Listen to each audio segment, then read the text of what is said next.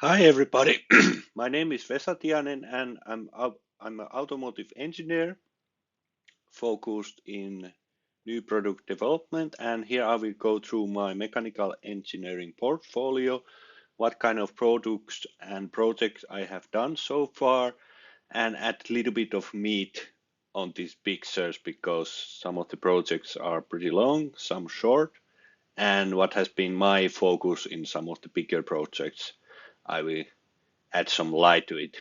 Here in this first picture, you can see my concept car Paku, which I have designed 6, 7 days or so, and at the moment it looks like that.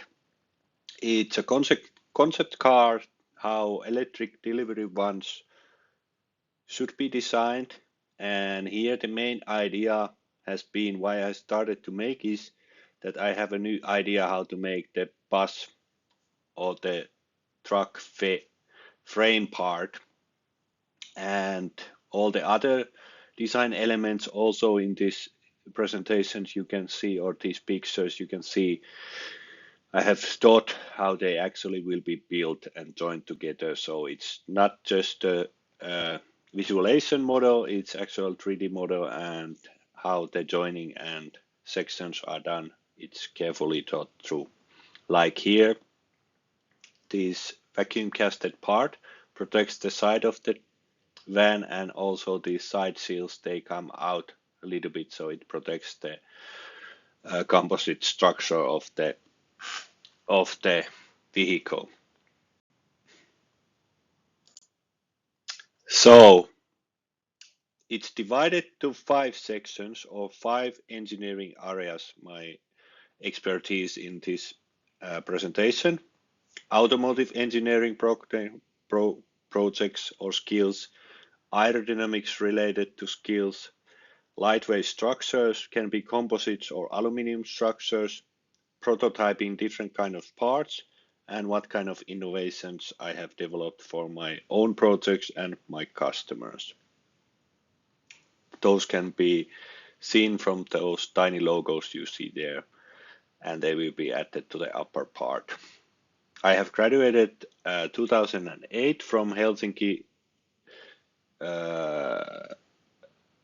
Helsinki Polytechnic Stadia, automotive engineering degree, and after that I have done only 3D mechanical engineering for all kinds of projects. So first I have an electric bus project where I was working 2015 to 2018, total of 3 years. And there we designed a totally new electric bus. It was based on Cabus electric bus, the first bus model, and there we modified it to be a fully electric bus, and that we did in 1 year from design start. We modified the structures a little bit to be a little bit lighter on the first versions also, and that bus went to production. And after that we started to design a totally new low entry format bus where I was the head engineer, and we changed the manufacturing method totally different. And we started the first buses were bolt joined with corner Y pieces, and it was not so easy, and it demanded a lot of time and precision to get it straight and nicely done. And after that, we started to use riveting and gluing on the next bus prototypes. And that saved us a lot of money. About 30,000 euros per bus were estimated savings. That came from many areas of the bus. First, the raw materials were cheaper. It was much faster to assemble, store, and you didn't need expensive fasteners. Rivets are much cheaper than expensive machined corner pieces and stuff like that. So we moved to more uniform materials which are cheaper and easier to get, and you could then order the aluminum tubes from many resellers as they were standard size profiles and so on. So we saved a lot of money, and first prototype buses I think are still in use at the moment. What I learned at Linkerbus was a lot of aluminum related mechanical engineering skills, how to read huge FEM structures of the bus. My design principle for FEM calculation have always been that first I try to see what the problem is and divide the FEM calculation to smaller sections that, and then first calculate myself the small sections, how they hold, and after that, when the small sections like the front suspension tower is strong enough, then we calculated how it is actually in the whole bus structure, and will the whole bus structure hold, and how it looks like in the whole bus structure FEM calculations. That way it's much faster and cheaper to uh, get the products on the market. And of course you learn yourself. Then there is not so many different parts you need to change or modify in the whole bus FEM calculation, which take much more time and are much more expensive, because at this project we didn't have the expertise to do the whole FEM calculations for the bus ourselves. Of course, I learned a lot of team leading also. I had a team 5 to 15 people under my supervision, depending on project status. First, they were just one project, and then there were many projects ongoing, and then the headcount dropped to 7 people because not all people were under my supervision. But I was the main 3D model keeper in this project and was responsible that the 3D model was up to date and everything was running smoothly. At Linker, the team was small, so all the members had a lot of responsibilities, and many times we went to the production floor also to see what's the problem, and production design also was biggest responsibilities, how the actual products will be manufactured, especially for the low floor bus. So the assembly systems and stuff like that need to be rethinked and made better. How EU approvals work in this project, it was for bus, but it's pretty similar process for other vehicles as well. It's not so easy as it seems on paper. And of course the team leading. Then my current main project, what I'm doing at the moment myself, is the next generation wheels and tires for electric cars. And there I have designed the lightest wheel you at the moment have for vehicles on selected material. What that means is that I haven't yet logged the manufacturing material, what it will be, but based on the shape and design, it will be the lightest wheel that current manufacturing method or material can produce. I'm hoping to make it from Dixomolded magnesium, and then the 8x18 wheel will weigh 5.5 to 6 kilos range, and they should be very cheap to make, because then it's like almost like casted part, or it is a casted part, so it's very fast and cheap to make. Just the tooling is expensive in that format, and that's then the biggest challenge, to find the funding for the tooling.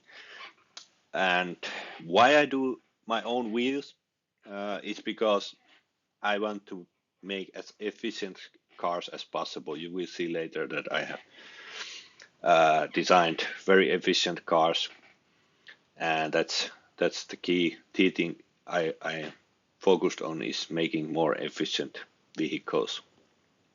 Already we have been tested. This will save about 10% energy in Tesla Model Y. Actual calculations show that it should be 12 to 15% rain with the final products. Now we have used off-the-shelf components on the testing, so it's not as much.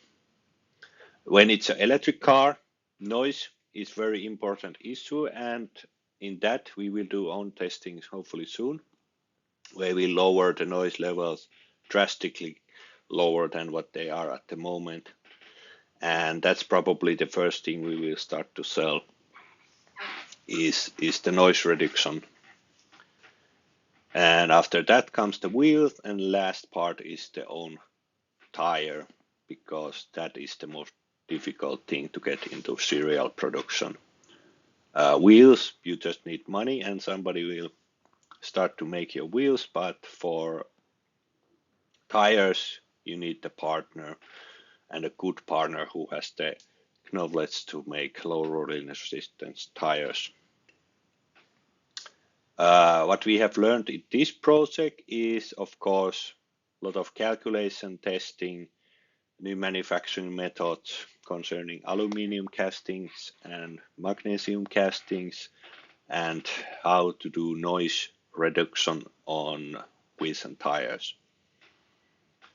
And I have already tested before these electric cars on the road, but getting reliable results, it's not so easy. At the moment, I am able to test around 0.6% accuracy on my own on-road testing. Then about my own car projects. Here I have not put all of the projects because there are so many, but here are a few of the main projects I have done. So first own project since 2010 has been a Volkswagen Lupo 3L. It has, from the factory, it's still one of the most efficient cars you can buy. It can go to 3 liters at 100 kilometers per hour speed. And at the moment there isn't any other cars than Audi A2 3L that can reach those levels of consumption. So target was to improve that 33%, because everything can be made more efficient, and that was the target. And it proved out to be quite challenging target. It's the red car on the left corner there, and there I did pretty much everything to the car to reach the target, and it was pretty easy to get it to 2.2 liters, but the last 2 deciliters were really tough, and it required chopping off the roof and getting that teardrop shape there and fine-tuning the gas pedal response for easier economic driving. Then the current project there, the green Audi A2 3D model, that's where I'm designing at the moment a part kit for Audi A2 cars, which will lower the consumption a lot. My project car is based on Audi A4 1.4 liter diesel with 90 horsepower, the ATL, and I have added a very tall gearbox there, MUP, and when I put that part kit and my own eco tuning program for the car, I do my own diesel engine tuning, it will go to 2 liters, and that's also going to be very difficult target to reach.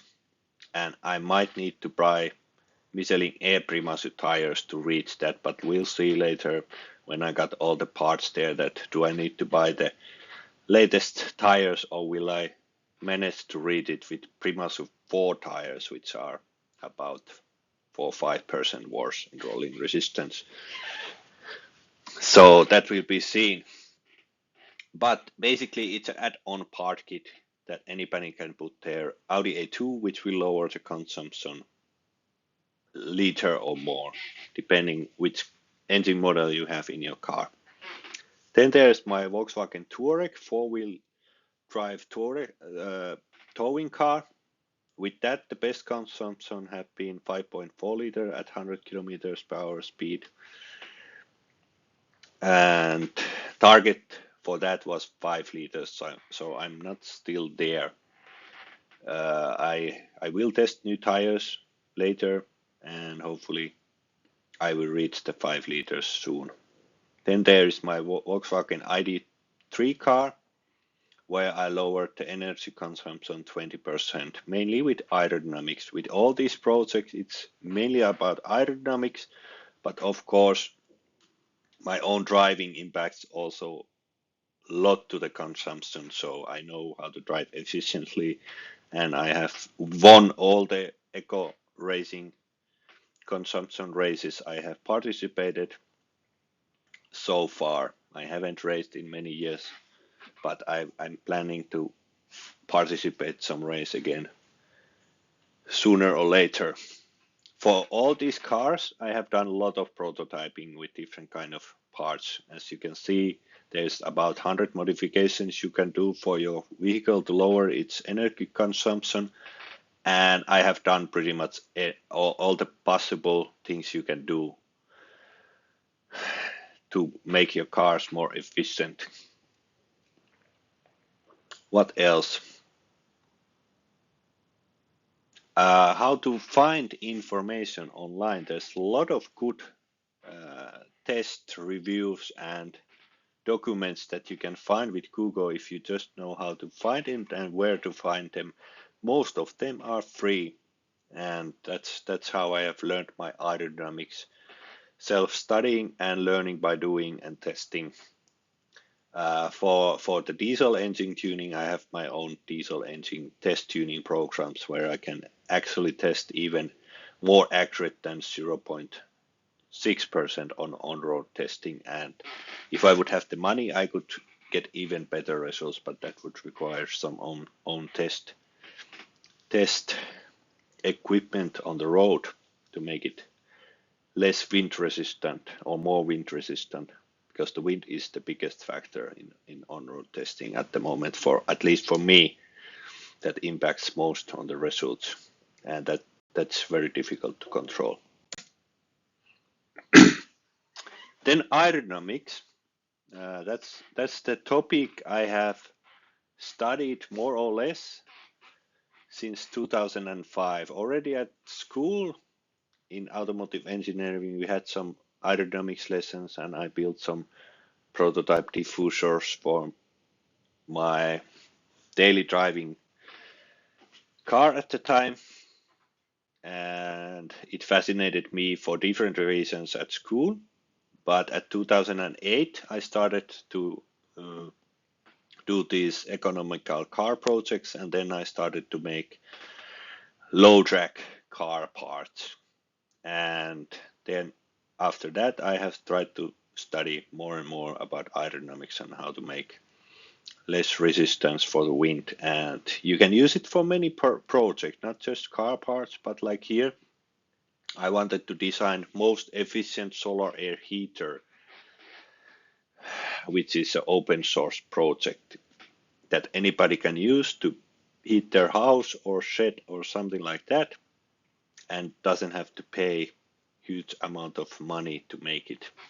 Before this, there were these kind of beer can heat collectors which work in the same principle, but with those you aren't actually efficiently using the surface area what the collector has. And here I have tried to maximize the surface area what the collector can actually heat the air that is going through it. That was one of the main goals in this project, to maximize the surface area and maximize the heat how much it actually heats the air. In most of the projects you can see that are DIY, there is a laminar flow inside the collector, and if you have laminar flow inside the collector, the air is not heated so efficiently. You need to have turbulent airflow inside the collector, so many particles of the air actually touches the elements, in this case aluminum foil that's there between the part, and that here in this solution it heats from the upside and downside of the aluminum foil. and the distance is like 20-25 millimeters only to the aluminum foil, which is in the middle of this collector. And here you can see CFD simulations what I had for the design. So target is to get as widely uniform airflow as possible that is still turbulent through the collector as much as possible. And how do you get turbulent air? You need to have certain airflow speeds, and air cannot have a straight passage through the collector, so there needs to be some kind of restriction baffles and stuff like that. So I have divided the collector to a few sections, like here 4 ribs that are also functional, so you can rivet the aluminum foil to these ribs also, but they are also directing the air that it goes actually from top to bottom straight. If those wouldn't be, the flow would be like on the upper left corner. It goes where it can go easiest, the air. Then there are some restriction holes that came later in the design to divide the air as we wanted on the top and lower part. And then there is a baffle plate. Here you can see it on the center. It's almost at the center of the flow where you have round holes in thin aluminum plate that air has to go through, and that equalizes the pressure on the top part of the collector, and there it divides the air that better top and down flow rates are received. And we did only this amount of simulation. Thanks for ESP EQM Sol for doing the simulations. Of course, the more simulations you do, the better results you will get, but you can also fine tune the positions in the actual prototypes and measure with heat camera how uniform the heating surface area in the aluminum foil is, and from that you can make fine tuning for the hole sizes and the position of the baffle plate where you will put it. Back to aerodynamics, I have done also aerodynamic simulation shortly by myself on SolidWorks. I got SolidWorks Flow on trial use for 1 month, and I did some experiments with Mercedes EQXX prototype car, which is at the moment, I think, still one of the most aerodynamic cars that are ever designed. And at least in the 2D section world, it wasn't a total 2D section, but I took a 2D section of the model and I extruded a little bit, so it was a 3D model, but it was very simplified. And at least with that, I was able to lower also the EQXX track figures. That in the EQXX mainly came from shaping the diffuser. Here you can see I have a straight diffuser, but in the EQXX project, the best diffuser shape was a dip shape diffuser, like the top part of the EQXX is similar shape to the underside diffuser, and that lowered the drag quite a lot. Then I also, of course, wanted to do something for my own project cars, so I calculated how I should design this tail spoiler and underside diffuser of the car. We already know from previous studies that you can make an Audi A2 car model to reach 0.20 drag coefficient, but that doesn't look so nice. So I wanted to design a model which looks nice and actually is efficient, and which you can easily then bolt onto your car if it's like a part kit. At the moment, I'm pretty satisfied how the tail spoiler looks. but for the diffuser I need to still make a second or more versions to make it look more nice. It might function already well, but it's not looking as nice as it should or could, so I need to design more versions of that.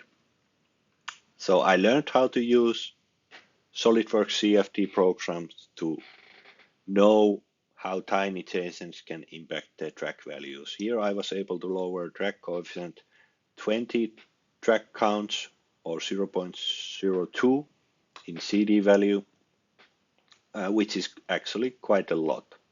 And that this will help me to reach the 0.21 track coefficient with different kind of marks. In the actual studies, there weren't air curtains in the actual study cars, so that's difference to my project car. It will have an impact to the track coefficient, and also my front rear deflectors are shaped different, which I think is the optimal shape for these deflectors is a D type shape, which I tested in the ID3. And for this car, I will try to take it to the next level and get even better results. Then a little bit about aerodynamics and prototyping. Sound system has been in my life a long time. Already before I went to my automotive school, I had a project car where I have a high-end stereo system, which were for sound quality purposes, a DLS system, DLS brand type speakers I had for three-way front and the subwoofer in the trunk. And there I have designed and learned how sound waves and stuff like that behave and what you can do.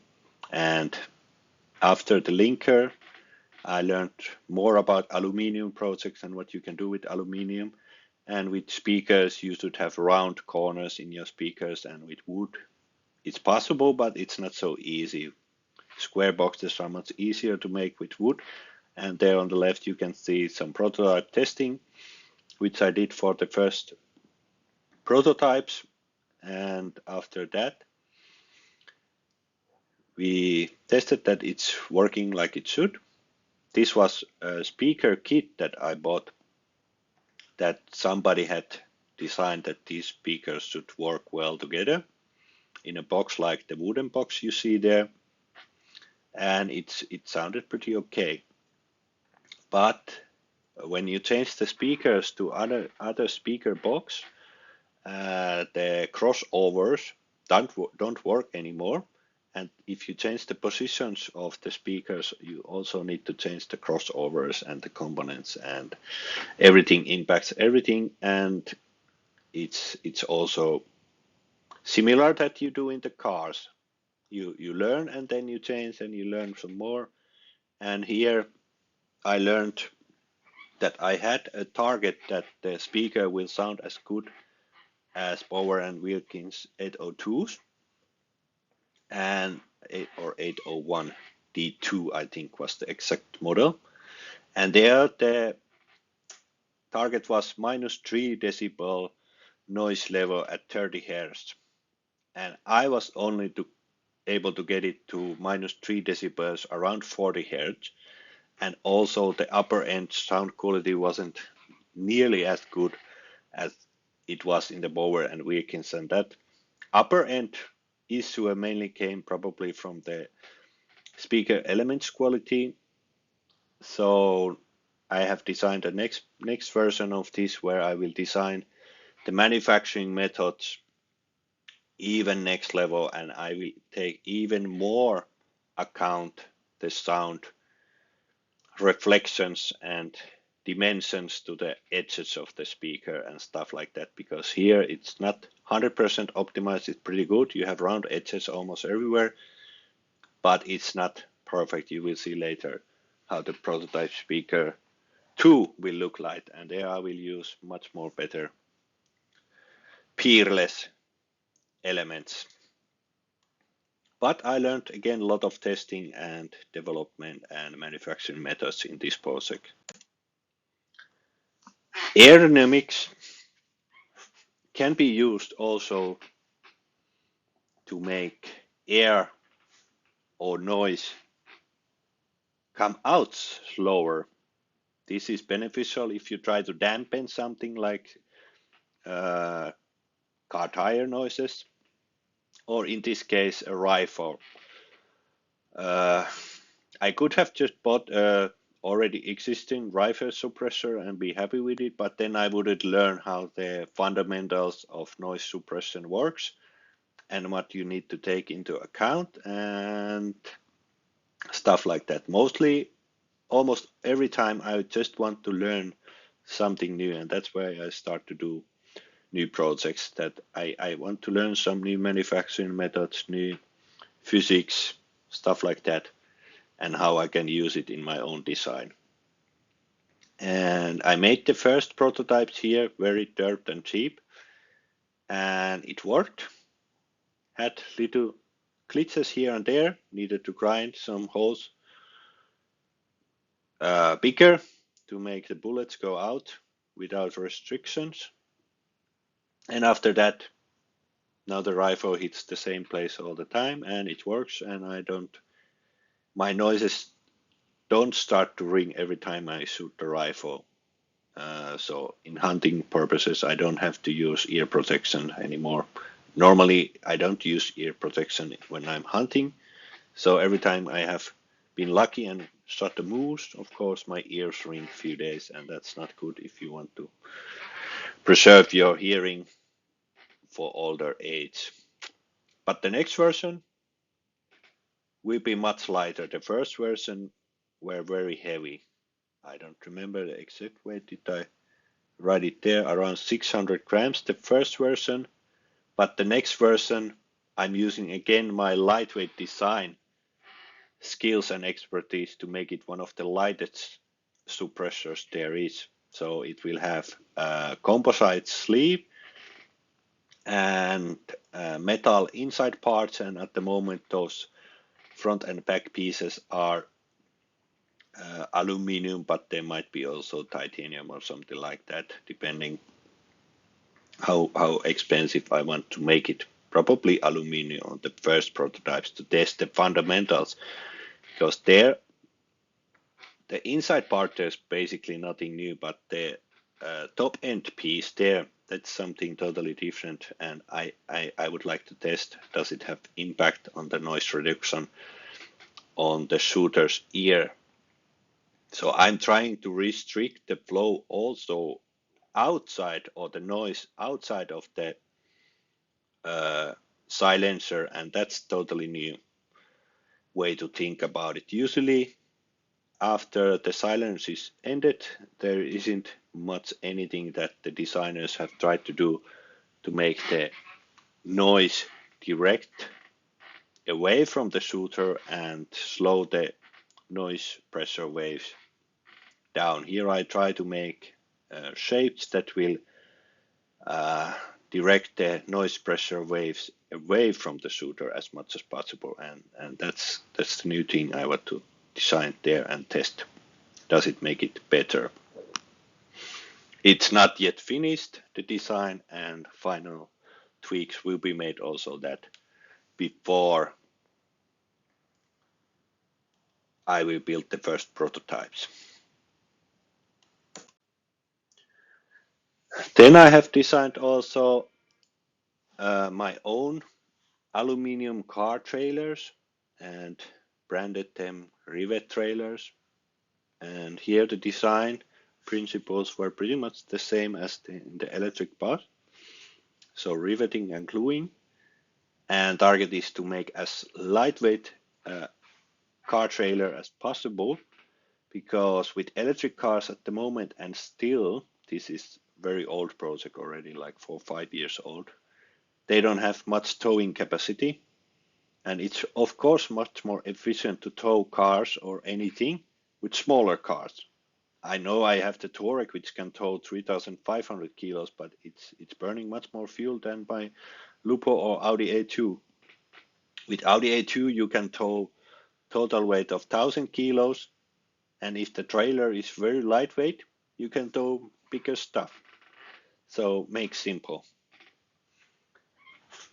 And here I made one of the lightest trailers there is at the moment. I have tested this actual trailer test video on my presentations, 5 videos. This is the first video where you can see actually the presentation video or the show reel of the car trailer.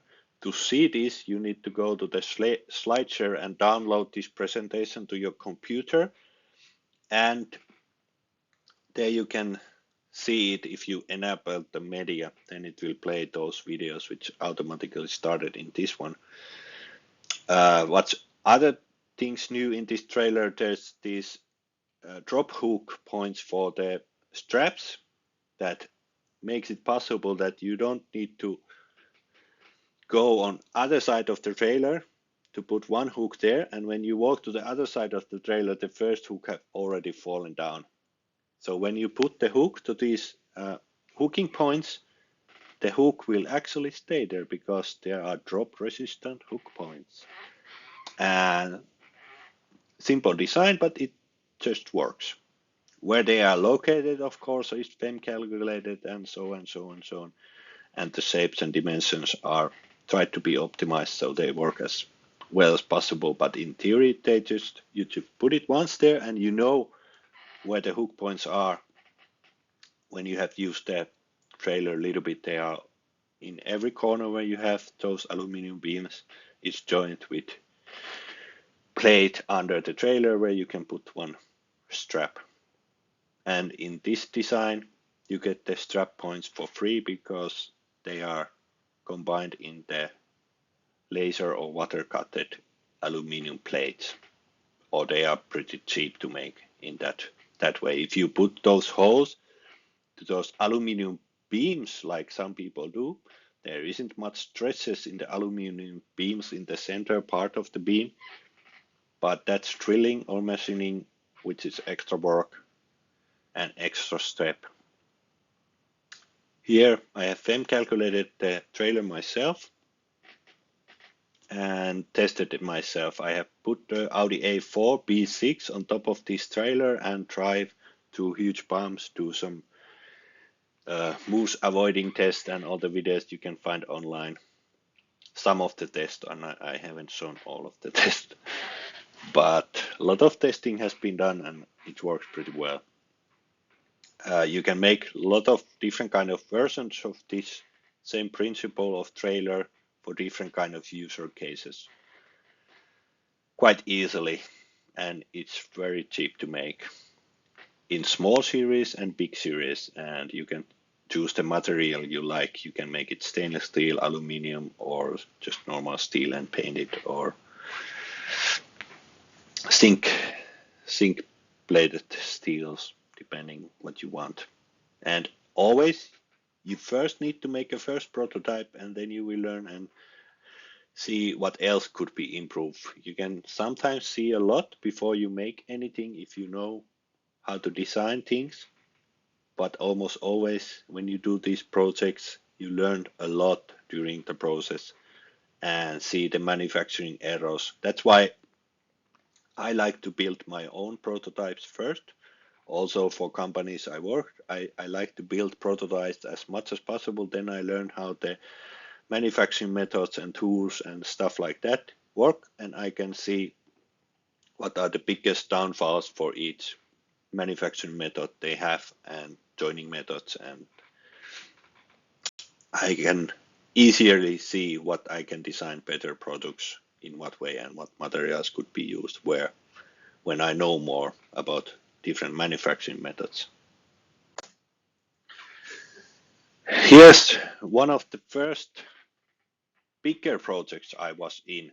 This was when I was at high school or at the bachelor degree. First year when I was at 2004 at the university, I had to prove I can reach good marks in my grades, and after that the school can let you join these projects where you can design totally working concept cars or join Formula student teams or some other projects which were ongoing at the school. These projects were the main reason I went to the school actually, because before this they had built actually working concept car called Raceabout, which was a open roof roadster car, a sports car, and I liked that a lot, and I wanted to learn how to build similar things, and that's why I joined the school. Cars has been in my life since the childhood. My father has been a Toyota mechanic almost all his life, and I have been helping in the garage when I was a baby already and a small child, and making a mess there.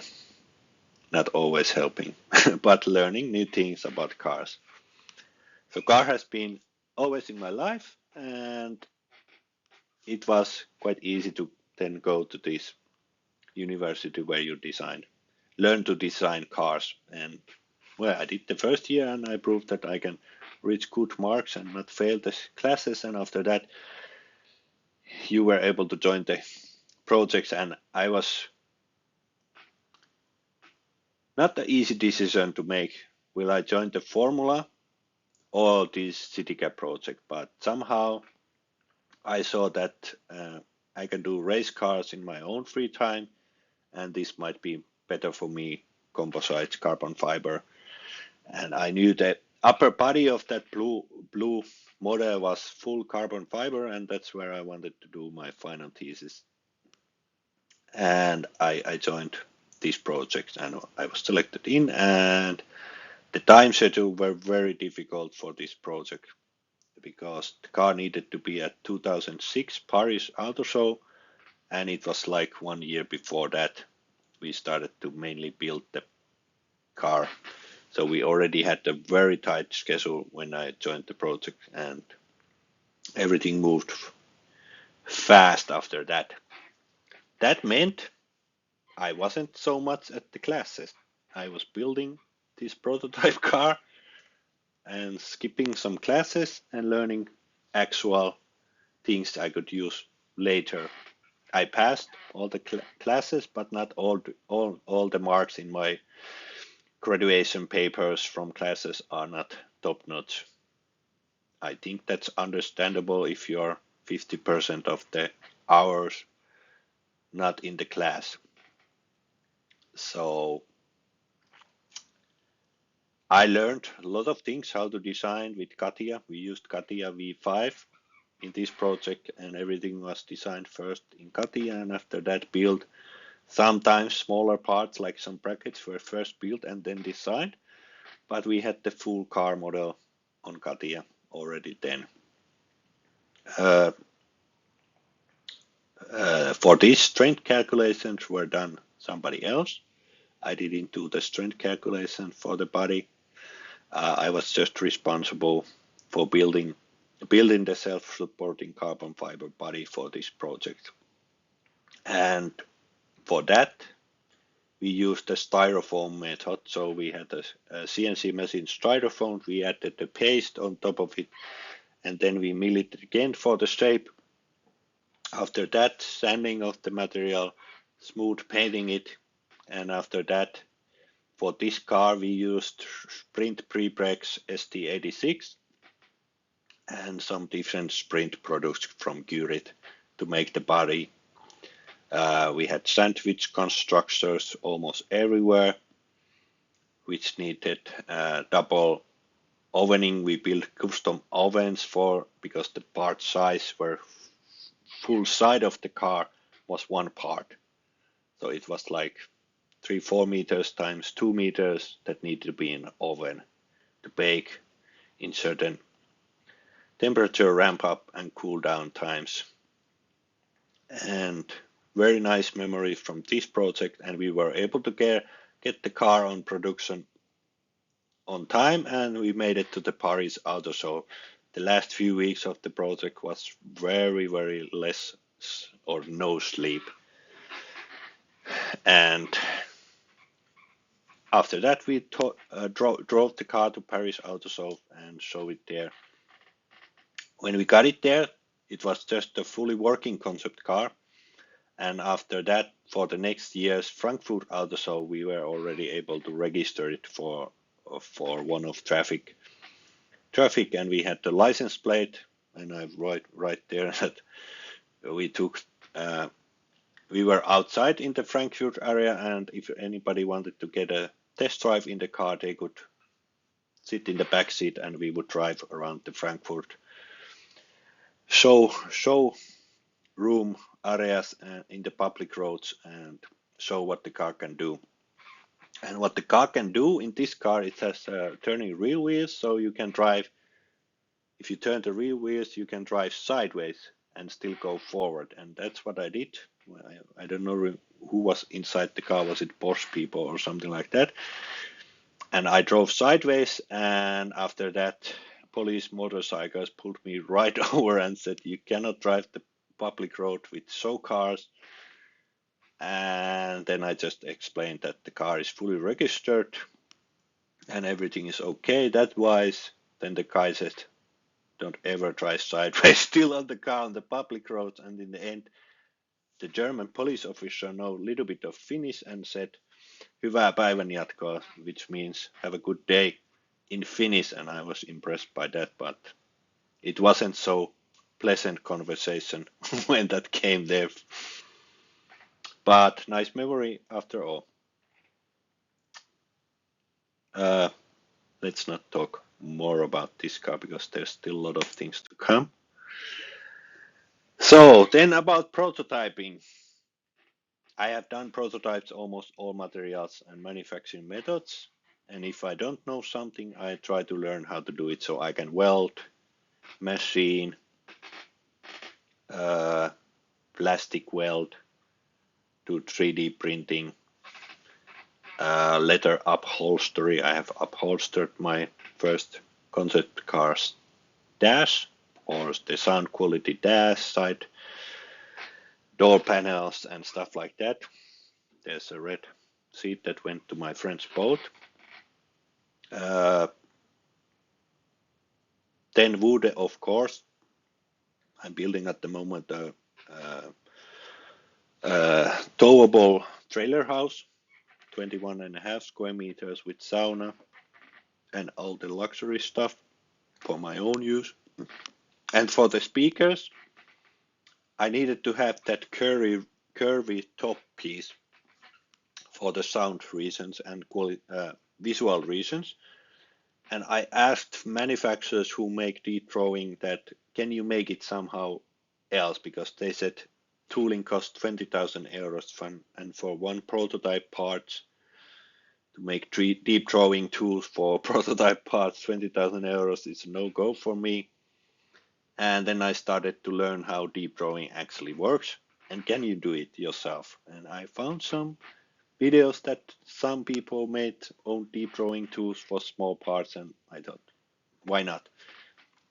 The manufacturer who quoted me the 20,000 euros for the tooling had also made nice simulations of the actual parts that it can be deep drawn to that shape, so it doesn't tear up. So I knew that already, and from that I just think, how can I make a deep drawing tools myself?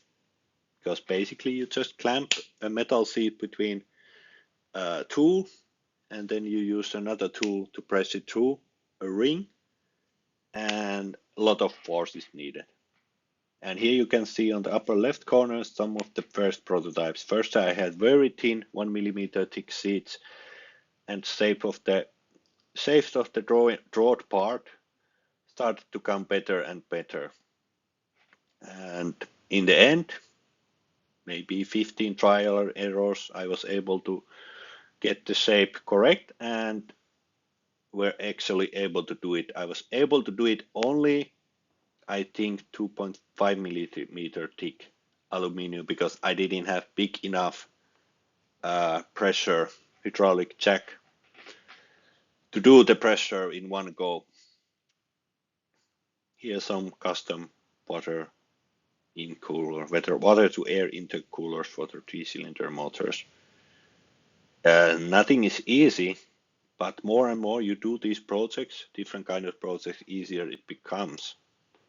If I now start to make a custom intercooler for cars, I know how it should be made. And most of these, I try to make all of the modification work myself. Sometimes I use CNC water cutted samples to make it the first prototypes already, depending how many holes the part has and how difficult shape there is.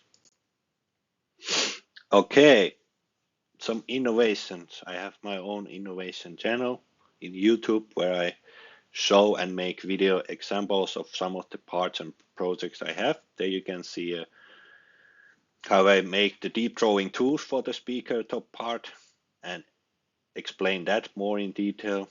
I have there a chip tie plug, a new add-on product for regular cable ties, which makes the cable ties so you can fasten it 30 new ways.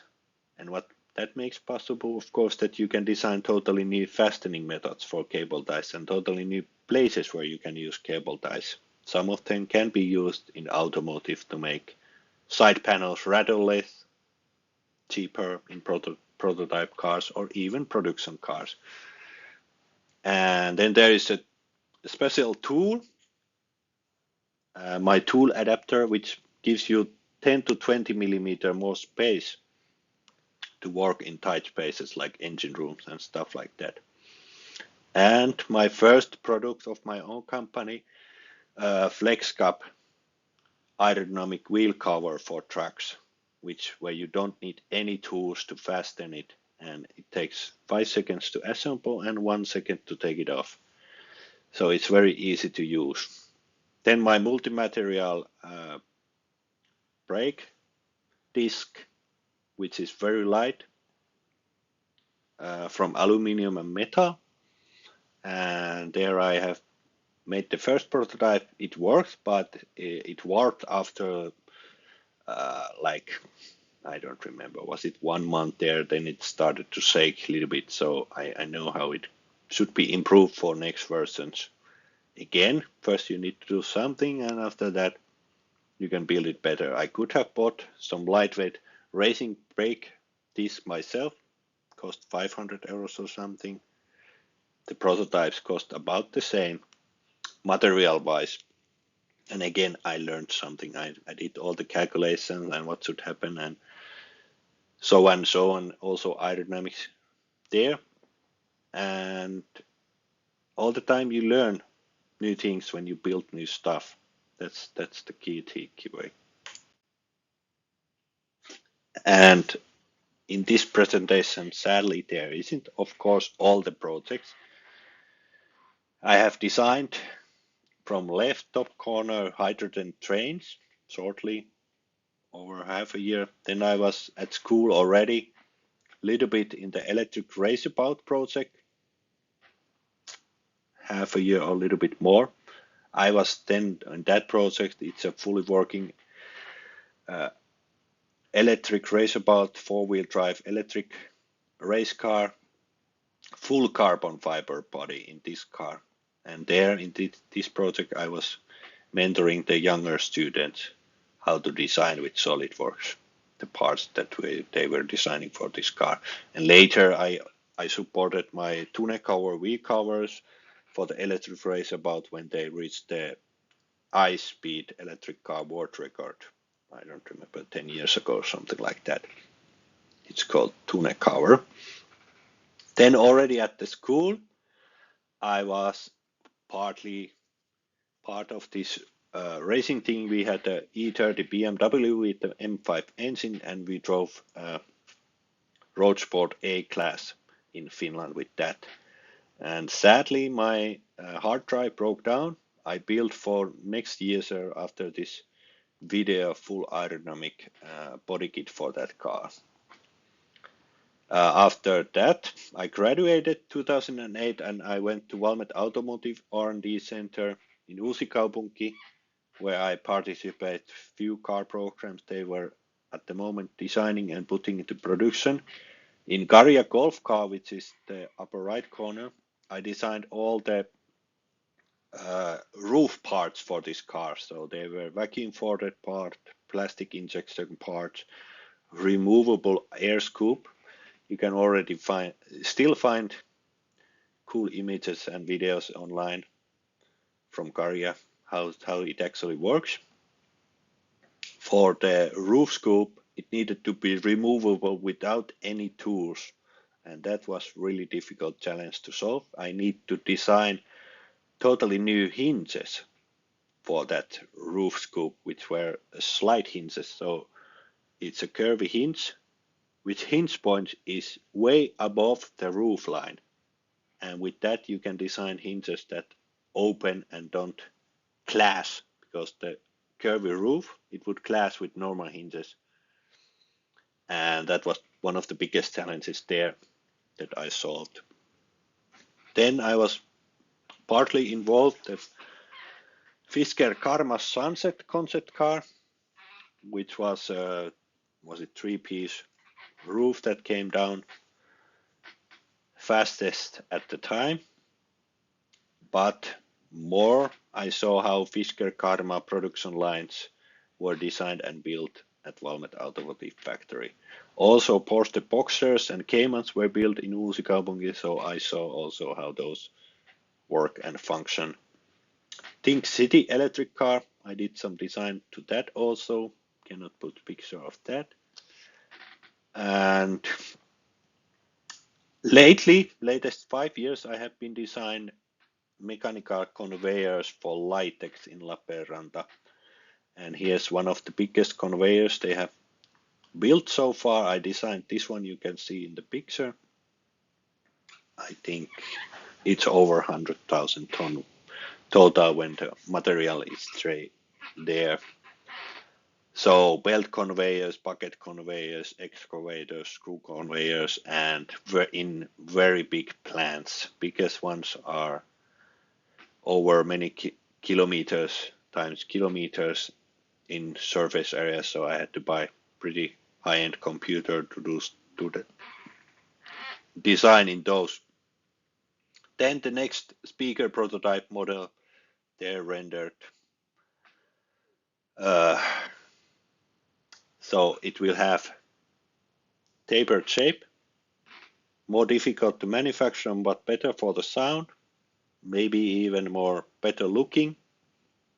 This time 12-inch subwoofer for pairless XXLS or XXL, something like that, which should be one of the best subwoofers you can buy. And then I need to just choose well the tweeter and mid-range elements, and after that ready to rock. But what I learned, you need to do more testing before building the actual aluminum cases for the speaker. So if you need anything engineering related help, that you have tight deadlines and not enough manpower to make it those deadlines, and you need very experienced engineer who can also build prototypes and knows about aerodynamics, lightweight structures, 3D engineering, team leading. That's me, one of the guys who might be able to help you out, depending what kind of work situation I have at the moment.